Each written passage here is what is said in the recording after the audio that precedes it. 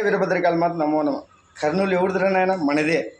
100 kilometre ఉంది. ఎంత దూరం ఉంది నాన్న? రాను రాను డెవలప్ అయ్యుకుంటూ వస్తుంది. అది ఈరోజు మన ఆదోని, ఎమ్మినూరు, పత్తికొండ, ఆలూరు, మంత్రాలయం ఇవన్నిటికి దగ్గరలో ఉండేదే. 100 కిలోమీటర్ అంటే పెద్ద పని కాదు. ఇప్పట్లో సదుపాయాలు కల్పించిన రోడ్లు నిర్మాణం చేసుకుంటే అన్నీ అవుతాయి. ఈరోజు మనం ఆదోని జిల్లాను చేస్తే మనం బ్రిడ్జ్ చేసేయలేదు, పాత బ్రిడ్జి.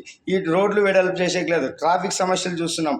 మన ఫండ్స్ ఏడుండే గవర్నమెంట్ రాబో రోజులు ఇట్లా సంక్షేమాలు ఇచ్చుకుంటూ కూర్చుంటే అప్పుల పాలయ్యి డెవలప్మెంట్ లేదు.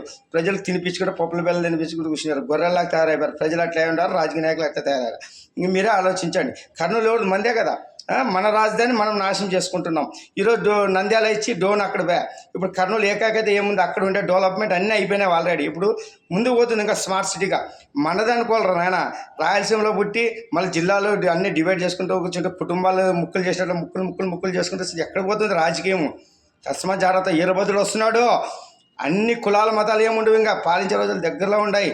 అందరూ ఒక్కటిగా అందరూ సమానంగా పాలిస్తాడు. కులాలకి మతాలకు అతీతంగా, వర్గాల విభేదాలు లేకుండా అన్ని జిల్లాలు, రాష్ట్రాలు అన్నీ సమానంగా భారతదేశాన్ని ఎట్లా పాలించి విశ్వగురువుని చేస్తాడో ఆ విశ్వభారతిని చేస్తాడో ఆ విశ్వగురువు వచ్చి వీరభద్ర చూపిస్తాడు.